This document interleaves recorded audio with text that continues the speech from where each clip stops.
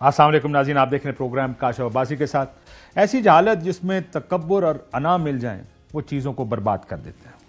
हमारे मुल्क में या हमारे निज़ाम ने जो मसाइल का हल है वो हल करने की कैपेसिटी ख़त्म होती जा रही है। हमारे मुल्क में क्राइसिस या तो बढ़ जाते हैं या थोड़े कम हो जाते हैं। वो जो कैपेसिटी एक निज़ाम में होती है किसी तरह किसी क्राइसिस को ख़त्म करना है, वो ख़त्म करने की कैपेसिटी हमारे निज़ाम में नहीं है।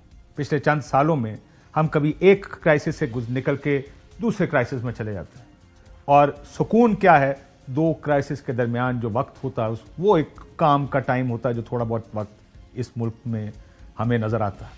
बड़ी ये एक अनफॉर्चुनेट बात है। लेकिन हो क्या रहा है अब पिछले चंद दिनों हफ्तों में? क्या हो रहा? इस्लामाबाद में पंजाब की ब्यूरोक्रेसी और जो इस्लामाबाद की ब्यूरोक्रेसी है वो सरकार के दिफा उनके शाना बशाना खड़े होकर कर रहे हैं। काफ़ी प्रेस कॉन्फ्रेंसेस पिछले कुछ दिनों से मैं देख रहा हूँ। कल डीपीओ अटक की प्रेस कॉन्फ्रेंस सुनी। जो ब्यूरोक्रेट सियासी हुकूमत के एजेंडे का हिस्सा बन रहे हैं, ये बड़ी अनफॉर्चुनेट बात है, और हुकूमत के सियासी बयानिए को आगे बढ़ाने के लिए टूल के तौर पर इस्तेमाल हो रहा है। जब सरकारी मुलाजिम प्रेस कॉन्फ्रेंसों में ये फैसले सुनाने लगे कि किसको एहतजाज की इजाज़त है और किसको नहीं, कौन सियासतदान है कौन दहशतगर्द, जिन्हें कानून ने लोगों की हिफाजत का काम दिया है, वो अफराद की ठुकाई लगाने, उनकी गाड़ियां तोड़ने और हुकूमत वक्त के सियासी बयानिए को आगे बढ़ाने में सफ़े अव्वल में खड़े हो जाएं, तो सोच लें इस मुल्क का सेल्फ डिस्ट्रक्ट का जो बटन है या जो अमल है वो शुरू हो जाता है। इस मुल्क की खराबी की वजह भी यही है कि जो अशराफिया है वो आइन और कानून और इखलाकी कदरों को हम आहिस्ता आहिस्ता तबाह कर रहे हैं, जिसको मजबूत करने के लिए सबने हलफ उठा रखा था। गुज़िश्ता चंद सालों से फॉर्मूला एक ही है, एक सियासी एजेंडा बनता है, सब एक पेज पर आ जाते हैं, कुछ अरसा वो पेज काम करता है, उसका कोई बेनिफिशियरी होता है, उसका कोई दूसरा विक्टिम होता है, फिर वो पेज फट जाता है, एक नई किताब आती है, उस पर एक नया पेज आता है, कुछ लोग उस पेज पर इकट्ठे हो जाते हैं, बेनिफिशियरी बदल जाते हैं, विक्टिम्स बदल जाते हैं। इस मुल्क में पेज सिर्फ आइन का होना चाहिए। सियासी ख्वाहिशात जब कानून बनने लगें फिर निज़ाम की तबाही होती है, और यही इस मुल्क का कमाल है कि सियासी ख्वाहिशात ही कानून बन रही हैं। हर इदारे की तबाही की अपनी एक दास्तान है। कैसे अदारों में मुदाखलत शुरू हुई, एक एक करके गुज़िश्ता 76 साल में हमने इदारे तबाह किए, और वो होते कैसे हैं? जब उनमें काम करने वाले लोग कानून, असूल और इखलाकियात छोड़ दूसरे ताकतवर अफराद के साथ मिल जाएं, चाहे वो जाती या माशी फायदे के लिए हो या अपना कोई भी फायदा, उनको नौकरी आसान लगे, नौकरी लंबी लगे। हम बड़े सालों से देख रहे हैं, हुकूमत आती है, एक सर्टन सेट ऑफ ब्यूरोक्रेट्स अपने सूट इस्त्री करके कहते हैं हमारी हुकूमत आ गई। हुकूमत जाती है, कोई दूसरा आता है तो दूसरे सेट ऑफ ब्यूरोक्रेट्स तैयार हो जाते हैं। तारिक खोसा साहब का मैंने कॉलम डॉन में पढ़ा। अपने कॉलम में उन्होंने बड़ी मायूसी का इजहार किया ब्यूरोक्रेसी की तरफ, लेकिन सबसे ज्यादा मायूस इलेक्शन कमीशन ऑफ पाकिस्तान से नजर आए। उनका कहना था कि चीफ इलेक्शन कमिश्नर ने सिविल सर्विसेज को इस कदर बदनाम किया है कि उनके साबिक साथी खुलेआम उन्हें गैर अखलाकी और गैर असूली कहते हैं। उन्होंने एक अजीम जिम्मेदारी और अवामी एतमाद के आईनी दफ्तर को नाकाबिले तलाफी नुकसान पहुंचाया, और मौजूदा सियासी चाल चलाने वाले पॉलिटिकल इंजीनियर्स के धोखे में आकर अदालत उज़्मा के अहकामात की खिलाफवर्जी भी की है। पुलिस के बारे में क्या कहते हैं? कहते हैं पुलिस के सीनियर अफसरों ने अपने जूनियर अफसरान को इंतहाई अजीब और शर्मनाक हालात में घसीट लिया है, और उनको ड्रैग इन करते हैं इन हालात में, और उनसे वो काम करवाते हैं जो बहुत सी पुलिस अफसरान नहीं करना चाहते। सियासत, हमारे मुल्क की सियासत कहां पहुंची? तबाह कर दिया हमने इसको। शुरू में ही बंदूक के जोर पर निजाम पर कब्जा कर लिया गया, कॉम्प्रोमाइज लीडरशिप्स परवान चढ़ाई गई, ऐसे फैसले किए गए जिससे मुल्क को नाकाबिले तलाफी नुकसान पहुंचा। उनको आगे लाया गया जो डील बनाते हैं, कॉम्प्रोमाइज करते हैं, असूलों की सौदागरी को सियासत समझते हैं। ऐसे सियासतदान बनाए गए हैं जो सियासत से ज्यादा सौदागर हैं। एक अजीब ट्रेंड है इस मुल्क में कि डील कर लो। पॉलिटिक्स क्या है, जो उसकी तारीफ है बड़ी अजीब व गरीब तारीफ है। मैंने तो नहीं देखा अमेरिका में कि जब 4 साल को डोनाल्ड ट्रंप या जो बाइडेन की गवर्नमेंट है तो दूसरी पार्टी के लोग उसके पास जाएं, को डीलें हो रही हों, जी आप ये कर लें, हम ये कर लेते हैं। हमारे मुल्क में कहते जी आप सियासी ही नहीं है। क्यों? क्योंकि आप डील नहीं करते। आप कॉम्प्रोमाइजेस नहीं करते दूसरों के साथ में। कि हमारे यहां पर एक अजीब डेफिनेशन है कि politics is the art of the possible, मुमकिनात का खेल है, लेकिन किस चीज को मुमकिन करने का? लोगों की मसाइल और मुश्किलात को कम करने का नहीं, हम अपने आप को आगे कैसे लेकर जाएं। ये बड़ी अनफॉर्चुनेट एक रियलिटी है पाकिस्तानी सियासत की। ब्यूरोक्रेसी, और इसी वजह से क्योंकि हमारे सियासतदान जब खराब हुए तो ब्यूरोक्रेट्स को खराब करने का भी एक अमल शुरू हुआ। सियासतदानों को अपनी मर्जी के ब्यूरोक्रेट्स चाहिए थे जो उनकी मर्जी के मुताबिक काम कर सकते हैं, और इस सारे प्रोसेस में 76 साल में मुल्क का इखलाकी दिवालिया निकाल दिया गया। कौन खड़ा होता है? आजकल अदलिया को देख लें, इस पर भी एक खोसा साहब को ज्यादा खुश नहीं थे, लेकिन हमने पिछले चंद सालों में अपनी अदलिया को भी देखा। 8 साल की मुल्की सियासत में हम क्या देख रहे हैं? इलेक्शन चोरी, इलेक्शन की चोरी नॉर्मल बन गई, रूटीन की कार्रवाई है। जब भी बात होती है, हम 8 फरवरी के इलेक्शन को देख रहे हैं, कैसे एक फॉर्म 47 आता है और सब कुछ लीगल हो जाता है। आज भी इलेक्शन कमीशन ने 3 इस्लामाबाद की सीटों को ये ऑर्डर पास कर दिया कि उनको अब रिटायर्ड जज देखेंगे। वो जो पहला कानून था, और अब रास्ता निकलना शुरू होगा कैसे ये 5 साल निजाम अपने पूरे करेगा। हम नए नॉर्मल्स की तरफ बढ़ रहे हैं। जब किसी की बीवी बच्चों को उठा लिया जाता है, चारों चादर चार दीवारी का तकद्दुस पामाल होता है, ये हमारी सियासत का हिस्सा बनता जा रहा है। इसको बुरा समझना चाहिए, लेकिन हम नहीं समझते। इसकी मजम्मत होनी चाहिए, हम नहीं करते, और ये हमारी सियासत बनती जा रही है। बड़ी अनफॉर्चुनेट बात है। 24 नवंबर की कॉल, 26 को जो इस्लामाबाद में हुआ वाकयात जो हमने देखे हैं, हम किस तरफ जा रहे हैं। असद उमर साहब हमारे साथ मौजूद है, पीटीआई की पॉलिटिक्स पे भी बात करेंगे। असद साहब अस्सलाम वालेकुम। असद साहब, ये जो 26 का क्या करना है, 26 नवंबर का, इसको देखिए, कॉन्फ्लिक्ट रेजोल्यूशन हमारे सिस्टम से खत्म होती जा रही है। अच्छा काशिफ, एक जो है ना, ये बहुत, ये 26 जो है, इसको फोर्स करना चाहिए हर पाकिस्तान में जो शख्स, जो इदारा पाकिस्तान के मुस्तकबिल के फैसले करने की ताकत रखता है, चाहे वो सियासतदान हो या वो रियासती इदारे के हो। इसको एक तो है ना कि सिर्फ उस दिन क्या हुआ उस तनाजुर में देखना, प्रेस कॉन्फ्रेंस एक किस तरफ से हो रही है, एक प्रेस दूसरी तरफ से। मैं इसको देखता हूं, एक जब दुनिया में एटमी हथियार आए तो एक जंग का खतरा पैदा हुआ कि यार अगर ये एटमी जंग हो गई तो दोनों साइडें खत्म हो जाएंगी ना। खास बड़ी स्टडी की गई, एक कॉन्सेप्ट आया, इसका नाम है एस्केलेशन लैडर।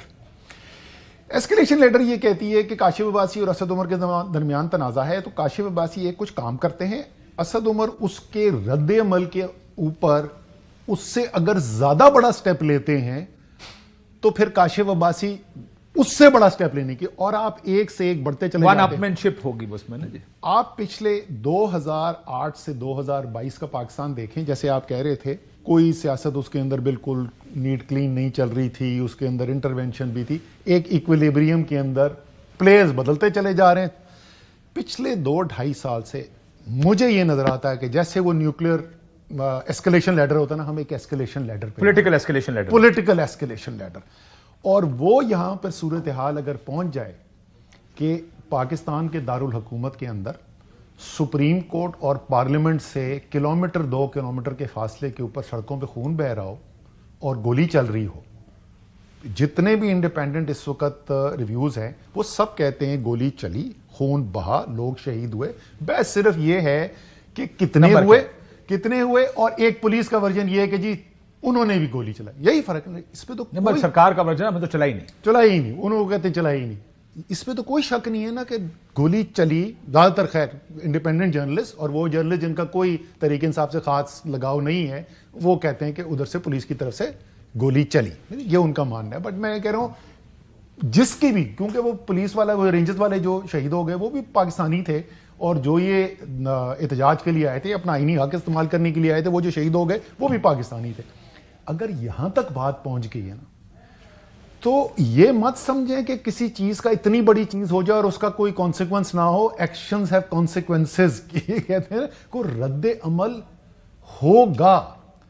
इस वक्त अगर आपने सही फैसले कर लिए तो आप शायद इस इतने बड़े सानहे के बाद मुल्क को इस बहरान से निकालने में कामयाब हो जाएं और आप बेहतरी की तरफ चले जाएं, और या मजीद खराबी की तरफ जाएं। और आखिरी हिस्सा जो एस्केलेशन लैडर का होता है ना, जब आप बिल्कुल ऊपर न्यूक्लियर वॉर के करीब पहुंचते हैं ना, तो फिर बड़ी तेजी से इवेंट्स होने शुरू हो जाते हैं। पहले जो काम महीनों के बाद होता था, तो शायद हमारे पास इतना टाइम भी नहीं बचा है कि हम पीछे हटें। और जो इस सिस्टम में कॉन्फ्लिक्ट रेजोल्यूशन वैसे है नहीं है ना, क्योंकि इतना हार्डन्ड पोजीशंस हो गई हैं। और हर एक्शन से 26 के बाद से दोनों साइड्स के ऊपर पोजीशंस और हार्डन हुई हैं। इस वक्त अवाम की साइड के ऊपर अगर आप देखें तो गुस्सा इस वक्त आसमान से बाहर है, और जिस किस्म की बातें सुन के इंसान को डर लगता है, जिस किस्म की बातें हो रही हैं, आपको पता है क्या क्या कह रहे हैं लोग, अवाम क्या कह रही है। इसी तरीके से आप वो प्रेस कॉन्फ्रेंस में आके खुद बता रहे हैं, रियासती इदारे वाले, पुलिस वाले आके और पॉलिटिशियंस जो हैं हुकूमत की साइड के, वो आके आपको बता रहे हैं कि वो क्या सोच रहे हैं। ये सारी जो सिचुएशन है इसके अंदर, और इसके अंदर जिम्मेदारी आपको पता है, क्योंकि मैं तो किसी और पॉलिटिकल पार्टी में रहा नहीं हूं, मैं तो तहरीक इंसाफ में रहा हूं, तो ज्यादा मशवरे मैं तहरीक इंसाफ को देता हूं। लेकिन इस वक्त जो है जिम्मेदारी हुकूमतों के पास है। टेम्परेचर जब बढ़ जाता है तो स्टेप हुकूमत को लेने पड़ते हैं। लेकिन हुकूमत और काशिफ, मैं आपके वसासत से, अगर कोई हुकूमत में बैठा ये सोच रहा है, मेरे ख्याल में नहीं सोच रहे होंगे जितने जो कम से कम उनके तजुर्बाकार सियासतदान है ना, जो एयाज सादिक वहां पे बैठे, राना सनाउल्लाह और पुराने जो सियासतदान बैठे, वो इस वक्त मेरे ख्याल में बहुत इस वक्त परेशान होंगे, क्योंकि ये नहीं हो सकता कि जिधर हालात जा रहे हैं उससे हुकूमत का सीढ़ी से नुकसान ना हो। जैसा हम इसको लैडर को सीढ़ी कह लेते हैं ना, एक सीढ़ी है जिस पर चढ़ने का अमल जारी है, कोई इधर से जा रहा है, कोई उधर से जा रहा है। ये बताएं कि यहां से उतरने का रास्ता क्या है? क्या हुकूमत और पीटीआई के दरमियान मुज़ाकरात रास्ता है? क्योंकि पीटीआई नहीं मानती, वो कहती है सिर्फ एस्टैब्लिशमेंट से मुज़ाकरात होंगे। How do you see? अच्छा, ये जो है आपको पता है कि मेरा तरीके इंसाफ से इस बात के ऊपर इख्तलाफ है कि उनको हुकूमत से मुज़ाकरात बिल्कुल करने चाहिए। क्या उनके पास, हुकूमत के पास तमाम फैसले करने का इख्तियार है? नहीं है, ये बिल्कुल, इसमें कोई शक नहीं है। क्या ये हुकूमत अखलाकी जवाज लगती है? क्या पाकिस्तान के अवाम, क्या काशिफ अब्बासी और असद उमर ये समझते हैं कि ये वोट लेकर आए में इन्होंने मेजोरिटी जीती हुई है? नहीं समझते, ठीक है ना, लेजिटिमेसी के इशू है। लेकिन ये पॉलिटिकल पार्टी जरूर है, ये पॉलिटिकल पार्टी जरूर है, इनके पीछे भी कोई ना कोई खड़ा हुआ है। आपको इनके साथ बिल्कुल बात करनी चाहिए, जो आपके इश्यूज हैं वो आप टेबल पे रखें। लेकिन आर्गुमेंट क्या है? जो 4 नुकात तहरीक इंसाफ की तरफ से रखे गए, वो चारों में से कोई एक अगर हुकूमत मानती है सही तो हुकूमत गिर जाती है। यार पहले इलेक्शन ऑर्डर, हुकूमत गई, इमरान खान को बाहर निकालना, सुनने वाले लोगों के लिए अच्छा, आइन और कानून पे अमल करना, हुकूमत गिर जाती है। यार ये तो आपने बहुत बड़ी बात करी। इमरान खान अगर बाहर आएंगे तो हुकूमत गिर जाएगी? आपका क्या यार, अगर इतनी कमजोर हुकूमत है तो क्या कर क्या रहे हैं भाई? मुझे एक बात बताएं, खेले, फुटबॉल खेले, जरूरी है हुकूमत करना? इमरान खान बाहर आएगा, क्या होगा उसे? अच्छा, तो मैं, do you agree with me और नॉट? सर बिल्कुल, मैं 100%, मैं इसलिए बोलता हूं कि तहरीक इंसाफ का मुतालबा सिर्फ एक होना चाहिए। तहरीक इंसाफ को सिर्फ इमरान खान को बाहर ले आए, बाकी खुद ही हो जाएगा सब कुछ, ठीक है ना। मैं तो अब मैं सिर्फ क्या दे सकती है? मैं आपको ये एज एन आउटसाइडर बताइए। मैं बहुत सुनता हूं, ओहो जी, हम 2014 में इधर आ रहे हैं, धरना करने के लिए यहां पर आ रहे हैं। हमारा मुतालबा क्या था? नवाज शरीफ इस्तीफा दे। तो क्या हुकूमत ने बात करनी थी हमसे? नवाज शरीफ का हुकूमत मिलता सकता? नहीं हो सकता। उसके बावजूद हम भी बैठे, हुकूमत भी बैठी, और एंड में उसी मुज़ाकरात के जरिए जुडिशल कमीशन भी बना, तो रास्ता निकलता है भाई।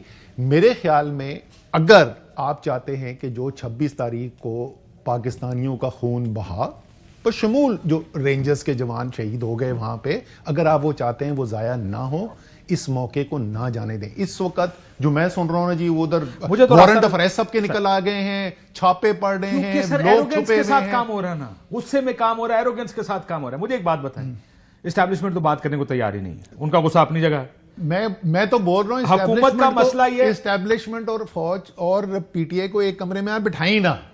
हुकूमत ने जो फैसले करवाने के लिए, जिसकी उनके पास, जो उनके पे ग्रेड से ऊपर होगा ना फैसला, वो उनकी जिम्मेदारी होनी चाहिए कि तुम जाके उधर से बात करो। और अल्टीमेटली हो सकता है एस्टैब्लिशमेंट और पीटीआई की डायरेक्ट बात हो भी जाए, लेकिन पहले दिन आप उनको, लेकिन मैं वही तो आपसे पूछ रहा हूं ना कि सियासतदान जो ये, अच्छा जी, अब हुकूमत है, हुकूमत क्यों बात करेगी? हुकूमत इसलिए बात करेगी, को एक चीज का पता है सर कि यहाँ पे अब 2 चीजें ना, एक उनका खौफ, वो अक्सर बताते रहते हैं कितना ठीक है कितना गलत, मैं आपके सामने रख देता हूँ। वो कहते हैं कि ये ना हो हम इमरान खान से बातचीत शुरू करें। सही। अब ज़ाहिर है जिन्होंने हमें यहाँ पे लाकर बिठाया वो कहेंगे अगर बात ही करनी है तो हम नहीं कर सकते, हमें डंप करें, वो खान साहब के पास जाएंगे, खान साहब डील कर लेंगे। एक उनका खौफ ये है। दूसरा उनका खौफ ये है, कहते हैं खान साहब बाहर आ गए तो खान साहब ठीक है ना, जेल में डाल देंगे। दो चीजें आगे जी।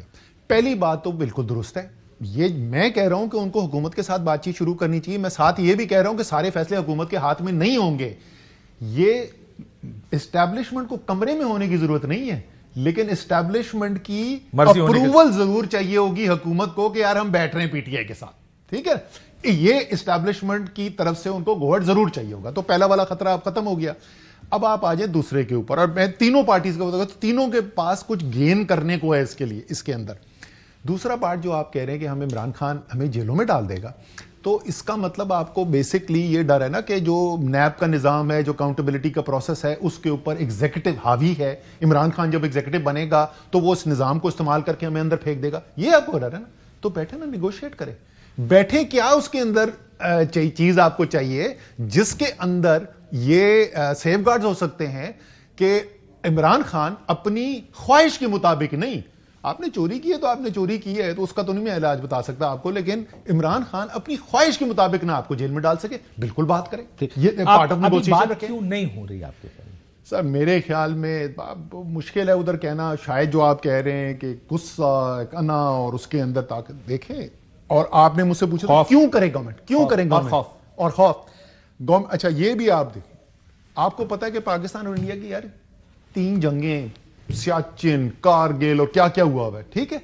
आपको पता है पाकिस्तान के डीजीएमओ और इंडियन डीजीएमओ की 65 आप भूल ही गए। मैं 3 जंगें की मैंने कहा कि 3 जंगें पहले हुई। अच्छा, उसके अलावा कारगिल और सियाचिन 48, 65, 71 और उसके बाद सियाचिन, फिर कारगिल, ठीक है ना।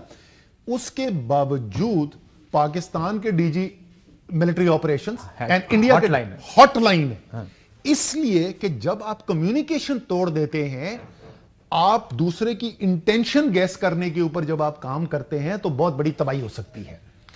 इसलिए मैं बोल रहा हूं। लेकिन आपने देखा ना, बुशरा बीबी ने एक पैगाम भी दिया क्या इदारों को, क्या उन्होंने कहा बदला नहीं लेंगे अगर किसी को ये खौफ। बहुत अच्छा। उधर ये सोच थी कि हो सकता है ये सोच रहे हो, बहुत अच्छा, लेकिन उसका भी कोई जवाब नहीं है। देखिए एक चीज तय कर लें, सिस्टम जवाब नहीं दे रहा, सिस्टम मुज़ाकरात करने को तैयार नहीं। इमरान खान साहब की पार्टी है, जब तहरीक इंसाफ जब 24 तारीख को निकली, सिर्फ इतना कहा गया कि आप बैठ जाएं संगजानी, लेकिन ये नहीं कहा गया कि उन्होंने कहा, उस वक्त भी यही कहा जा रहा था हुकूमत की ओर से, मुज़ाकरात फिर भी नहीं होंगे, ये बैठे जितना अरसे मर्जी बैठे रहे। ये एक अमूमन निजाम के अंदर मुज़ाकरात, जिस तरह आपने कहा ना, वो एक सोच होती है, ये सोच ही नहीं है इस निजाम में। अच्छा, आपने मुझसे पूछा था कि हुकूमत क्यों करे मुज़ाकरात। इसलिए करे कि हुकूमत को इस वक्त इससे ज्यादा खौफ कि इमरान खान बाहर आ जाएंगे तो वो हुकूमत गिरा देंगे और हुकूमत उनकी आ जाएगी। उससे ज्यादा ये होना चाहिए कि ये रिमेंबर, ये फैमिली लिमिटेड पार्टियां हैं, इन्होंने नस्लों की सियासत करनी है, ठीक है जी। गफार खान, वली खान, असफंदियार वली, एमल वली तक बात आ गई है। इसी तरीके से जुल्फ़िकार अली भुट्टो, बेनज़ीर भुट्टो, बिलावल भुट्टो, राइट। उधर नवाज शरीफ और मरियम, जुनेद अपनी, अच्छा। जुनेद इंशाल्लाह ताला किसी न किसी दिन वो भी आ जाएंगे, ठीक है। इन्होंने जो पिछले 2 साल में सियासत की है या सियासत नहीं की, उसका नतीजा ये निकला है कि कम से कम मुस्लिम लीग नून इस वक्त अपनी सियासत खत्म करने के दाने पे पहुंच चुकी है। यार सियासी पार्टियां गिरती भी हैं, लेकिन उसको काउंटर, मैं ब्रेक के बाद मुझे इसका जवाब दीजिएगा। वो इसको इधर सोच रहे होंगे अब, क्योंकि अब उनकी भी सोच होगी ना, वो ये कह रहे होंगे कि अगर हम इस चीज को सस्टेन कर गए 3-4-5 साल, सही, इमरान खान बिकम्स ओल्डर, सही, और हो सकता है समहाउ पॉपुलैरिटी खत्म। मैं समझ गया। आई यूज्ड टू से, मुझे याद है हमेशा जब पंजाब और केपी के इलेक्शंस आइन तोड़ दिया और नहीं कराते थे, और मैं कहता था they strategy is based on hope, उम्मीद पर है कि इमरान खान कुछ करेगा और अनपॉपुलर हो जाएगा, ठीक है। And hope is never a good strategy. I think that hope is still there कि शायद कुछ हो जाए और हम। काशिफ, अल्लाह ताला खान साहब को जिंदगी दे, लेकिन कभी ना कभी तो वो पास ऑन करेंगे, उनके बाद दूसरी जनरेशन आ जाएगी। जो सियासत इस वक्त मुस्लिम लीग नून वाला कर रहे हैं, वो वोट बैंक, ये जो नई नस्ल है ना, ये नहीं वोट डालेगी, इन्होंने वोट अगले 30 साल नहीं डालना इनको। इमरान खान का मसले से अब आगे निकल चुकी है। ये सबको समझना चाहिए कि look at the next generation, जो कि इस वक्त 18 से 30 के दरमियान है। Nobody is taking them serious, सबका ख्याल है ठीक हो जाएगा। हमारे पाकिस्तान में होती है ऐसे, लेकिन इस पे वापस आते हो, एक ब्रेक लेते ना, ब्रेक बाद। वेलकम बैक नाज़रीन। असद साहब, ये again 26th is very important date now, जो 26 तारीख की रात को जो कुछ हुआ, एक जुडिशियल कमीशन बनना चाहिए, क्योंकि सरकार तो बड़े वाज़ेह तरीके तौर पर हमने गोली चलाई ही नहीं। इतनी एब्सोल्यूट टर्म में अगर बात कर रहे हैं, एक लाइन बताएं, जुडिशियल कमीशन जजेस वो हों जो जिस पर सबका एतमाद हो कि फायरिंग हुई उस दिन की नहीं हुई। 100% बनना चाहिए। और मैं आपको बताऊं तो क्यों जरूरी है बनना। मैं फिर वही कह रहा हूं, अंडर एस्टिमेट ना करें 26 को जो हुआ है और उसके क्या कॉन्सिक्वेंसेस मुल्क के लिए हो सकते हैं, उसका माशरे के ऊपर क्या असर पड़ा है, उसका आवाम के ऊपर क्या असर पड़ा है, उसका नौजवानों के ऊपर क्या असर पड़ा है, किस किस्म के जज्बात तासुरात इस वक्त उभर रहे हैं। तो उसको आप कंट्रोल करना जो है, अगर आप नहीं करेंगे तो आप बहुत बड़ी गलती करेंगे। और कंट्रोल करने का बेहतरीन तरीका, आप तो क्लियर है, आपके तो हाथ साफ है, आप बोल रहे हैं कि जी हमने तो गोली को चलाई कोई नहीं, बल्कि आपके ऊपर गोली चली है। जुडिशियल कमीशन बनाए, जुडिशियल कमीशन की फाइंडिंग सामने आ जाए, उससे बहुत बड़ा फर्क है। और बिल्कुल सही आप कह रहे हैं कि खासतौर पे उसमें अगर ऐसे जजेस हैं, उसमें आपको अगर लगता है कि कोई जज बहुत ही ज्यादा उसका झुकाव है, हुकूमत के खिलाफ है, उसको ना शामिल करें। और जिसका हुकूमत की तरफ और जिसका तरफ है उसको भी ना शामिल करें। अभी सुप्रीम कोर्ट में ऐसे भी नहीं हालात हैं, ऐसे जजेस हैं बहुत सारे जिनको लोग जो अनबायस समझते हैं। लेकिन हमने पहले भी ये बात की, ब्रीफली इस पर फिर मसला ये मुझे कई दफा हमें नजर आ रहा होता है यहाँ बैठ के कि मसाइल का हल ऐसे हो सकता है सही, लेकिन क्या आपको नीयत नजर आती है मसले हल करने की? आप नीयत ताकत का इस्तेमाल ही खुड्डे लाइन लगाना, क्या इससे तो फिर मसला नहीं? उसकी दो वजूहत हो सकती है ना। एक तो ये है कि सूरत हाल की जो तज्जिया किया जा रहा हो वो तज्जिया गलत हो। आपको और मुझे जो खतरात नजर आ रहे हैं वो खतरात ही ना नजर आ रहे हैं। यार खाम में परेशान हो रहे हो, खतरा ही कोई नहीं है। जब खतरा ही कोई नहीं तो फिर परेशानी की जरूरत क्या? मैं क्यों बदलूं अपनी कोई स्ट्रैटेजी, मैं क्यों कोई कंसेशन करूं, मैं क्यों किसी से बातचीत करूं? दूसरा ये है कि खतरा तो नजर आ रहा है, लेकिन आपको यह लगता है कि मैं मजीद ताकत के इस्तेमाल से इस खतरे को कंट्रोल कर सकता हूं, मैं मजीद सिस्टम को जकड़ के ये प्रॉब्लम कंट्रोल कर सकता हूं। और वो मैं एस्केलेशन लेडर की बात करता, मुझे वो खतरा बढ़ता हुआ नजर आता है कि स्टेप्स जो हैं वो बढ़ते चले जा रहे हैं। लेकिन इमरान खान साहब ने कल इंटरेस्टिंगली कहा कि जी एहतजाज नहीं, असेंबली में जाके इसको रेस करें, बैनुल अक़वामी फोरम्स पे जाके रेस करें। वो ये क्यों? अच्छा, आपका मुझे जाहिर है, मुझे तो नहीं पता कि उनके जहन में उस वक्त क्या चीज थी, लेकिन जो बात मैं कह रहा हूं हुकूमत के पॉइंट ऑफ व्यू से वही इमरान खान के पॉइंट ऑफ व्यू। लेकिन क्या ये वजह हो सकती है कि अगर it's a very big event, अब हमें इसी के ऊपर थोड़ा सा फोकस करके लोगों को बताना है कि क्या हुआ? एक ये है। दूसरा, काशिफ, इतनी बड़ी चीज हो गया, आपके वर्कर्स शहीद हुए हुए हों, जख्मी हुए हुए हों, हजारों इस वक्त अरेस्ट हुए हुए हों, उस माहौल के अंदर अगर लीडर कहता है दोबारा कॉल देता है, तो अब वो पहले तो नहीं एक्सपेक्टेशन थी आगे के गोली आपके एस्केलेशन लैडर आर्गुमेंट को तो यही चीज फ्यूल करती है कि वो एक और कॉल दे क्योंकि गुस्सा है और लोग गुस्से में मजीद बाहर निकले। अच्छा, ये जो है ना, इस गुस्से को रोक उस साइड के ऊपर, पीटीआई के साइड के ऊपर सिर्फ इमरान खान ही रोक सकता है। अगर इस वक्त इस किस्म की कोई बात बैरिस्टर गौहर या सलमान अकरम राजा या उमर अयूब खान या कोई भी करता है ना, तो उसको तो लोगों ने शहीद कर देना कि इधर खून पड़ा हुआ है, लाशें पड़ी हुई, तो बात क्या कर रहे हो? ठीक, तो ये स्टेप जो है ये आ ही वहां से सकता है, इमरान खान के लेवल से आ सकता है, इसलिए यहां पे भी वो हाईएस्ट लेवल्स के ऊपर से आएगा। मेरे ख्याल में इसी को एक बना लेना चाहिए आपको बेसिस, कि क्योंकि एक रीजनेबल स्टेटमेंट वहां से आई है, चलो इसी बेसिस, इस स्टेटमेंट को बेसिस बना के जो है हम कोई हल ढूंढने की कोशिश करते हैं। सिस्टम में हल होना। फिर वही कहूंगा, तीनों पार्टीज, और तीन किसको कह रहा हूं मैं, हुकूमत, एस्टैब्लिशमेंट और पीटीआई, तीनों के पास निगोशिएशन से अपने लिए बेहतरी निकालने की रूम मौजूद है इस वक्त। और ये स्पेस आपको लगता है खुली रहेगी इसी तरह? मेरे ख्याल में दैट यू डोंट नो कि कल क्या इवेंट होते हैं, मुझे तो नहीं पता कि कल क्या सिचुएशन होती है, लेकिन पीटीआई की लीडरशिप, बिकॉज आप उस लीडरशिप रोल में बहुत अरसा रहे तहरीक इंसाफ, बहुत से लोग तहरीक इंसाफ की लीडरशिप को देखकर अभी कल जैसा मैंने सुना, बाद में पता चला कि खान साहब ने जेल में ज्यादा सख्त बातें की, लेकिन बैरिस्टर गौहर साहब ने जो आके बातें बताई बड़ी टोन डाउन, बड़ी ठंडी अच्छी सी प्रेस कॉन्फ्रेंस करके चले गए। Do you think leadership crisis है इस वक्त पीटीआई में? देखिए, लीडरशिप क्राइसिस तो पीटीआई के अंदर डेफिनेटली है, दो वजूहात से है। एक तो बड़ी तब्दीलियां आई इस वक्त, बैरिस्टर गौहर जो है वो 2 साल पहले, 2.5 साल पहले पार्टी में नहीं थे, सलमान अकरम राजा 2 साल 2.5 साल पहले पार्टी में नहीं थे, तो बड़े बड़े जो की ओहदों पे लोग बैठे हुए हैं, जो बैठे थे वो छोड़ के चले गए। सही, जो उनकी इमरान खान के साथ बहुत लंबा अरसा काम करने की वो नहीं है, जहन कि यार खान किस तरह सोचेगा, क्या किस तरीके से थिंकिंग होगी, वो उसमें अच्छे लोग, दोनों जिन लोगों का मैंने नाम लिया, दोनों मेरे ख्याल के अंदर अच्छे लोग हैं, काबिल लोग हैं, दयानतदार लोग हैं।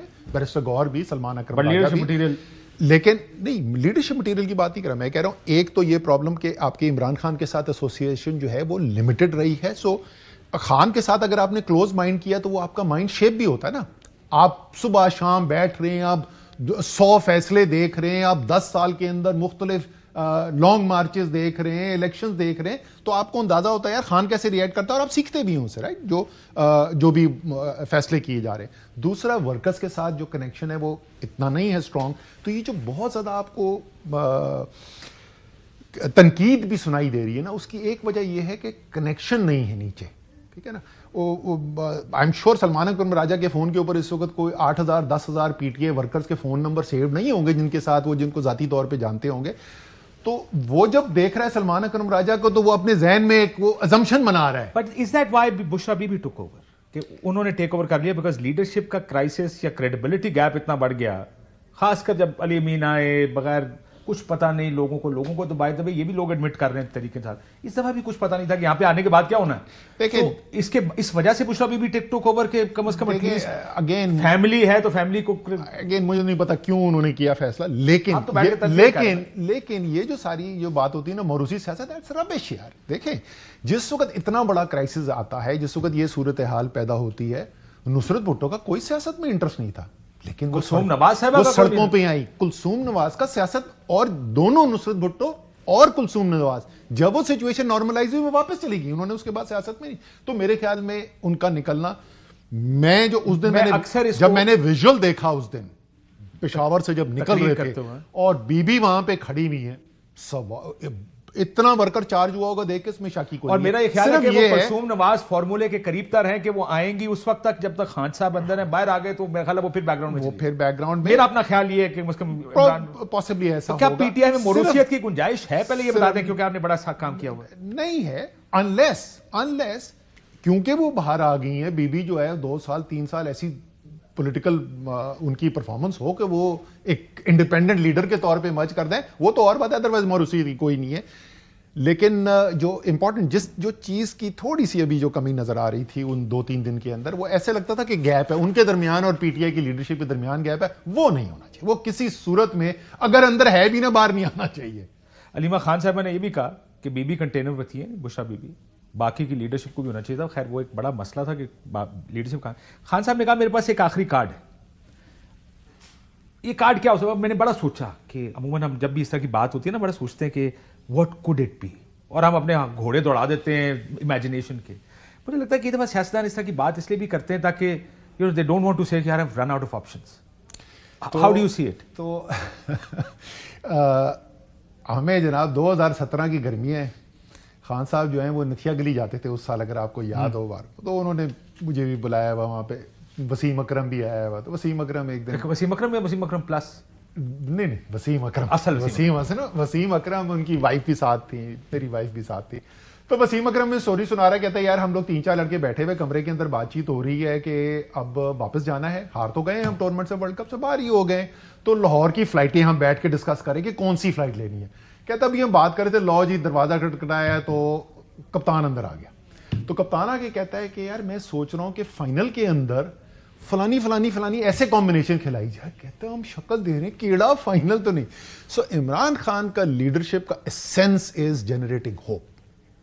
सो Imran Khan will always, even I don't know उनके पास कार्ड है ये नहीं है, हो सकता बाकी में कोई कार्ड है उनके जहन में, ये मुझे पता है कि इमरान खान के पास कार्ड नहीं भी होगा तो Imran Khan will say communicate, उसने अपने वर्कर को, सपोर्टर को होप जरूर देना। Yeah, that's what I'm saying, that sometimes you don't want to say कि यार I don't have anything left in my arsenal, and definitely not. But why did PTI fail? एक बड़ा failure ये नजर आया कि PTI अलायंसेस नहीं बना पाई, JUIF फॉर एग्जांपल, इसलिए क्योंकि पर्सनलाइज कैंपेन है ये। नहीं यार, पीटीआई की डीएनए के अंदर हमने कौन सी अलायंस पॉलिटिक्स की है कभी, ठीक है ना।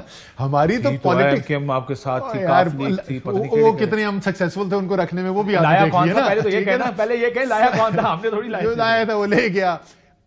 जो पीटीआई की पॉलिटिक्स क्या रही है, पीटीआई की पॉलिटिक्स और ये लोग ये समझते नहीं, जो इमरान खान को देखते हैं, उनके फैसलों को देखते हैं, उनको समझ में नहीं आता कि यार ये गैर सियासी फैसला है। पीटीआई ने पोजिशनिंग क्या की है सियासत के अंदर, है पॉलिटिकल पार्टी, लेकिन अपने आप को पोजीशन किया है पॉलिटिकल सिस्टम का मुखालिफ, किसी एक इनफरादी पार्टी का नहीं, पॉलिटिकल सिस्टम का, रवायती स्टेटस को सिस्टम का मुखालिफ। सो पीटीआई के डीएनए में अलायंसेस बनाना नहीं है। हाँ, बहुत सारे हमारे दोस्त, थ्योरेटिकली बिल्कुल ठीक बात है कि अब मौलाना फजलुर रहमान के पास स्ट्रीट पावर है, अगर मौलाना फजलुर रहमान आ जाए, जो ऐसे पीटीआई के वर्कर के साथ किए जा रहे हैं वो जेयूआईएफ के वर्कर के साथ नहीं कर सकेंगे, तो थ्योरेटिकली बिल्कुल सही है। इमरान खान प्रोटेक्टेड पंजाब लीडरशिप, आप सरप्राइज थे कि पंजाब रिस्पॉन्ड नहीं किया? देखिए, मैं इंफरादी किसी लीडर हाँ, और उसकी पंजाब को रिस्पॉन्ड नहीं, पंजाब को कंपेयर करना केपी से माजरत के साथ बिल्कुल नाजायज बात है।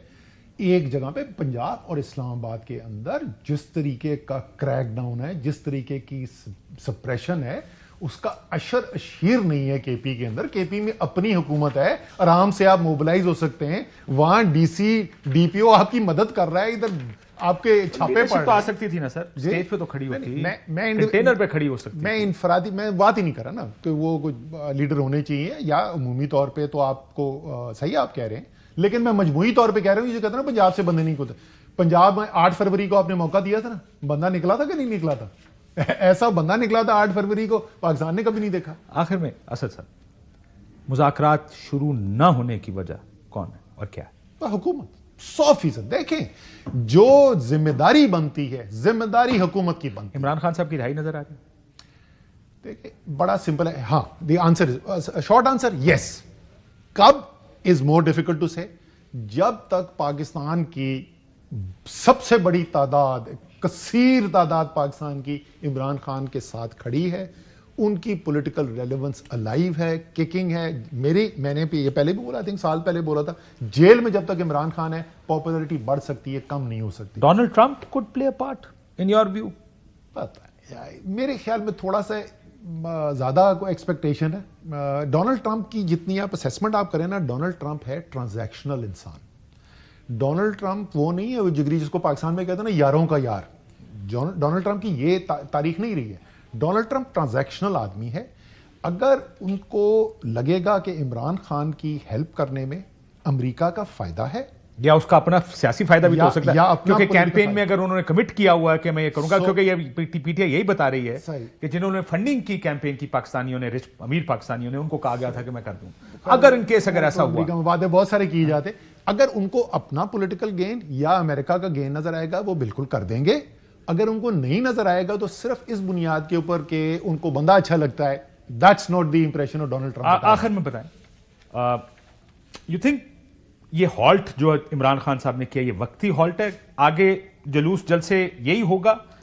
कब तक देखने के दैट में स्टार्ट स्पेस आपको क्रिएट हुई है, ठीक है जी। इस वक्त मेरे ख्याल में दोनों पॉइंट ऑफ व्यू से इमरान खान ने, जैसे मैंने पहले का डिसीजन लिया होगा, एक ये है कि दोबारा फौरी तौर पे आप अपने लोगों को खतरे के अंदर भी नहीं डाल सकते, और दूसरा जो है कि आप ये भी देखना चाहते हैं कि यार इतना बड़ा सानहा हो गया, शायद हुकूमत अब सीरियस हो जाए, को हो सकता है मुज़ाकरात चल ही रहे हों, लेकिन हो सकता है, हमारी तो उम्मीद है कि मुज़ाकरात चल रहे होंगे। एक तो ये जो है ना कि वो जो बात की बिल्कुल करें 100% बात करें, अपने ऊपर कॉन्फिडेंस रखें यार। तो अगर देखें, एक तो ये डील का लफ्ज जो है उसको इतना बदनाम किया भाई, अगर डील होती है बिल्कुल करनी चाहिए। कौन सी डील?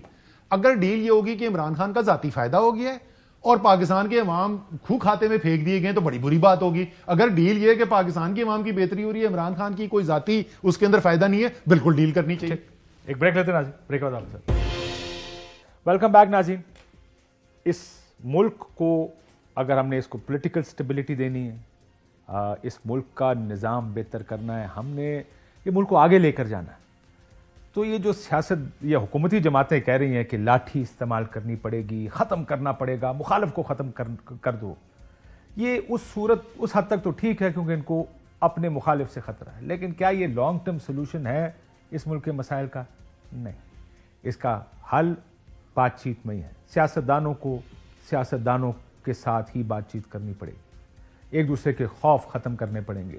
इस मुल्क को चलना कैसे है, इस मुल्क को चलाना कैसे है, ये फैसले करने पड़ेंगे। ये मुल्क सिर्फ एक तरीके से चल के आगे जा सकता, अगर ये आइन के मुताबिक चले, कानून पर अमलदारी हो, तभी ये मुल्क आगे जा सकता है। हम जिस तरह इस मुल्क को आगे ले जाना चाहते हैं, हम जिस तरह ताकत के जोर पर या अपनी ख्वाहिशात की बुनियाद पर इस मुल्क को आगे चलाना चाहते हैं, इस तरह मुल्क आगे नहीं जाएगा।